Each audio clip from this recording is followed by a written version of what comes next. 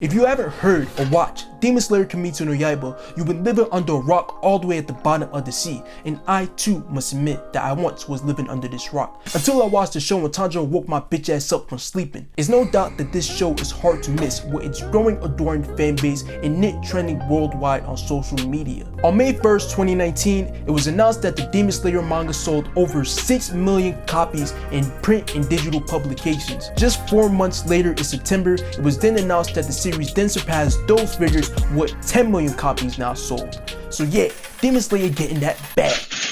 But what does Demon Slayer do that makes it so appealing and loved? To me, Demon Slayer isn't a deconstruction or reconstruction or any of those other fancy words you hear thrown around. Rather, far from it. Demon Slayer is shonen as hell. It wears its heart on its sleeve and it takes all of these tropes, themes, and plot devices that we all come to know and love and spins them to where they're recognizable but still enjoyable. And before proceeding, I just wanted to let you know that there's some light spoilers within this video, nothing too in detail, but I thought it would just be nice to let you know.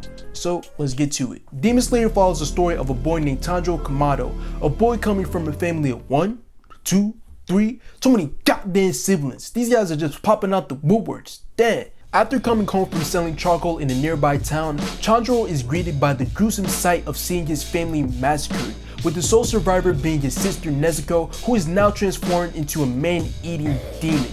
We then follow his journey to find a cure for his sister and also seek out the one responsible for bringing this tragedy to him and his family. And that's the story, simple and straightforward.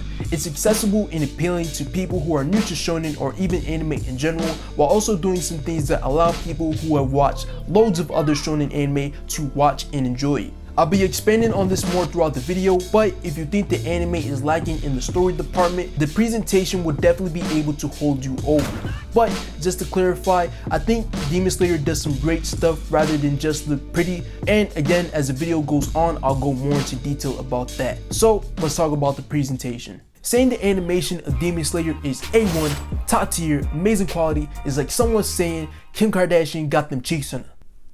No shit, bruh. You want a cookie? Nothing to say that hasn't already been said, so I'll get straight to the point. As you can see for yourselves, and I'm sure you've heard or been told, the show looks incredible and does a good job of having these fast-paced, blood-pumping action sequences. That, along with its use of music, makes for some pretty hype moments while watching. And I have to give points to the show's world building. The show does a great job of having you enticed in its world. Demon Slayer takes place during the Taisho period of Japan, and I don't know a thing about the Taisho period, but I damn sure feel like it watching this show. With the great art direction and display of landscapes, you definitely get the sense of a place from the past beginning to develop. Even more notable when you go to the busy and vibrant city of Asakusa, which is an actual city in Japan, by the way. So from Demon Slayer and Guaz, you learn something. Hey, but it wasn't until episodes 4 and 5 that I really became charmed by the show and where the world building really started to stick out to me. During these episodes, we followed the process of the final selection exam, and in turn we are introduced to the practices of the Demon Slayer Corps. These are guys that hunt and kill demons. These episodes offer so much in terms of backstory and world building while still being action-packed and being able to pull you in. Watching these episodes brought me back to a time when I watched anime and said to myself, so you telling me you take all these 12-year-old kids, put them in the forest, have them fight to the death just to decide who goes on to the next phase of a test? Well, ain't that some shit? For this reason and others, these episodes gave me this feeling of nostalgia, even though the show is pretty much a newborn at this point. And this is all due to how alluring the premise of the final selection exam is. We learned that the test takes place on a mountaintop infested with demons, and for 7 days and 7 nights, candidates are required to survive, with death being a likely and possible outcome. While all of this is happening, some things we learn about are the Wisteria flowers, which are basically demon beyond, how Nichiren blades are distributed and forged, we get a glimpse of future characters, and also that these guys get some cool talking crows as messenger birds. But what really stuck out to me is the fact that in order to conduct this exam, Demon Slayers are the ones who are going out and capturing these demons and placing them on this site. Instead of just going out trying to kill every demon possible, Demon Slayers thought of a process that gatekeeps and increases their ranks, albeit through brutal means. This for me added a pinch of realism while also showing us how dark the tone of the story can and will get. And as we see later on, this also adds to the cohesion of the narrative. And can you imagine how all of this stuff hits you if you're someone that's new to shonen or someone that's just new to anime in general? Aside from all of the hype and seeing clips of Demon Slayer's great animation, what drew me in the most were these vibrant, swagged out character designs. And ooh, look at that Demon Slayer drip. Inosuke with the goddamn joggers. Character designs in Demon Slayer are colorful and fresh. Add to that the art style that this animation studio uses, and all of the characters pop out, all while staying true to the culture of the Taisho period. I also had to mention the creators' use of bi-colored hair on these characters. It's something simple, but it adds more uniqueness to these characters, all while staying visually appealing and reminding me of my hardcore emo days. Before even watching the show, I would look at characters and say, that one's gonna be my favorite character. The character designs really begin to take off when it comes to the Hashiras. This anime's take on the powerful organization trope that we see in other shonen anime. But instead of having the Hashiras all wear the same uniform like we see in countless other anime, here it's done differently and they all look distinct from one another. The Hashiras are extreme in their beliefs and vary from each other, not only in looks but as individuals. They bring upon this intensity when they're introduced, and their character designs complement that nicely. Apart from the character designs, the characters themselves won not only me but countless others over. We have a wide range of dynamic characters here. You have the wild boy Inosuke, who is loud and cocky, and I don't just mean figuratively, I mean literally. Just take a look how this guy is built compared to these other kids. Inosuke is an orphan that spent his days on top of a mountain, and as you would expect, he had little to no human interactions. As a result, he has problems when it comes to socializing with others. But once again, the anime does an interesting take on this theme that we've seen before and gives us some interesting interactions between Inosuke and the other characters within the show. I really loved how his character developed gradually and subtly. We see him go from this ferocious character that embodies top of the food chain ideology to a person that begins to grasp social concepts such as teamwork, pride, appreciation, and more. All of this felt natural without the story shoving in our faces, hey, he's becoming a nice guy, he's not a dickhead like the first time you saw him. And also, I gotta add, Inosuke is the best boy of the series, and me and him look alike. That's straight facts, no cat. And then you have the series' most popular, lovable, adorable character, Zenitsu. And I gotta keep it 100, I wasn't feeling Zenitsu at first. Like, hey bro, can you yell in sign language or something? Damn! Zenitsu's one of those characters who I saw their character design and thought that he would be my favorite character, only to be bamboozled with him being a badass under certain conditions. But man, when those conditions are met, I damn sure felt satisfied.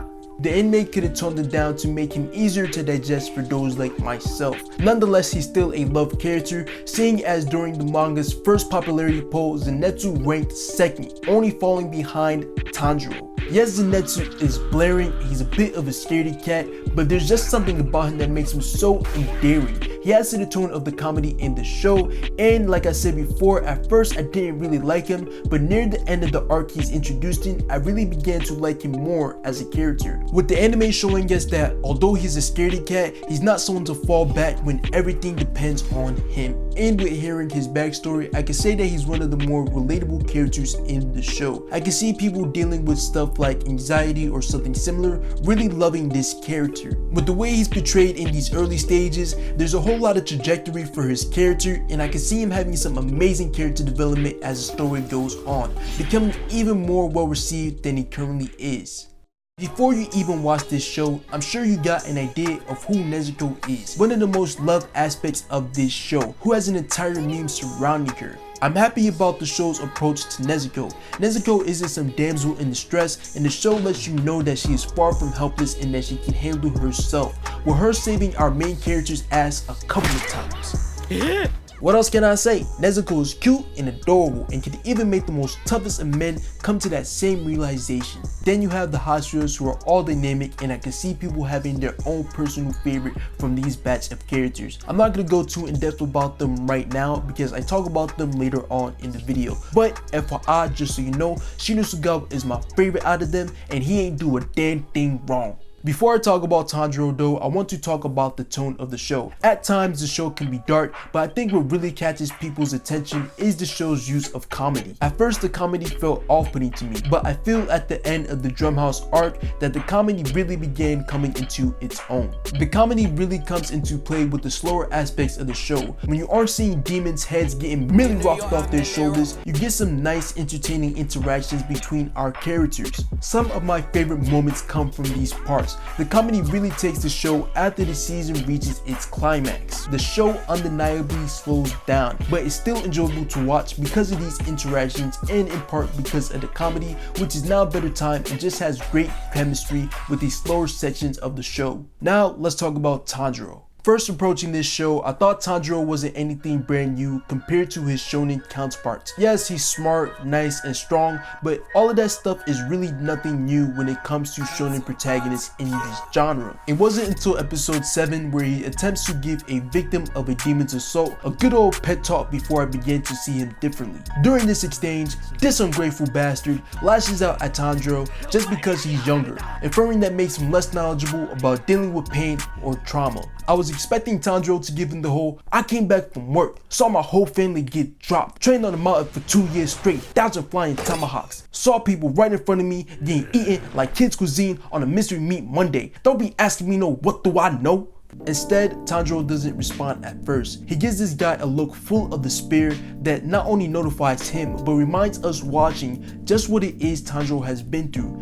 And this is where I saw myself being more interested in Tanjiro as a character. You could take note of Tanjiro's kindness and say that it's done in a way that we haven't seen in many other shonen. Tanjiro is kind, and yes, that in itself is not a trait unique to him within this genre, but it's executed in such a way that makes Tanjiro come to life. Tanjiro's kindness doesn't feel like some literary device or character trait, rather it's just a part of who he is. Aside from those aspects, what I really love about Tanjiro is how he impacts the world and people around him, while also contrasting to the characters we are later introduced to. Before episode 22, the only thing we know about Hashiras are that they are highly skilled, highly regarded, and highly respected. In Zenitsu's backstory, we get a visual representation of just how respected Hashiras are. So with all of that stuff, you would expect the Hashiras to be heroic, honorable, or something of the sort. Instead, when we meet them and get to see them, they are cold and cruel, wanting to kill Nezuko and Tanjiro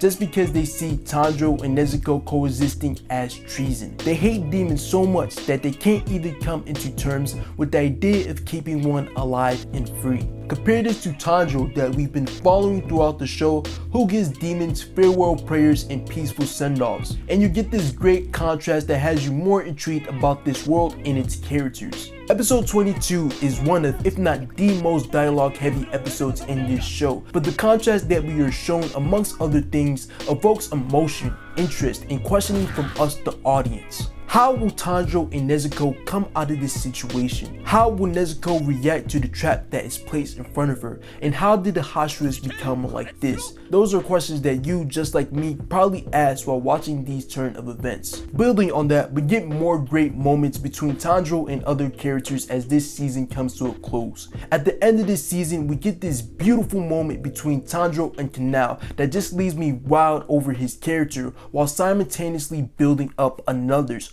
all in one scene. One of the main arguments for Demon Slayer is that its animation is what carries it.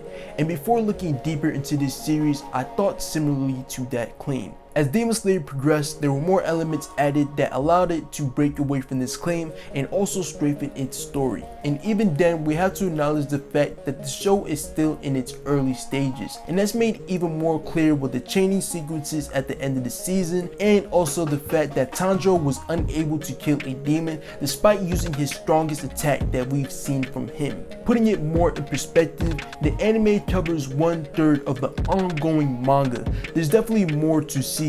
More improvements can be made and more questions can be answered all the time. But as of now, I hope that I showed you that Demon Slayer is more than just amazing animation and gave you an idea of why this show resonates with so many people. So if you're watching this right now and you like this video, drop a like. If you have anything to say about Demon Slayer, drop that in the comment section below. I will be responding to all of your comments because I'm interested in what you guys have to say. And if you guys like this video and want to see more amazing dope content from no other than myself, then make sure to subscribe. But that's all for this video. I'm about to aim myself out of here, so hey.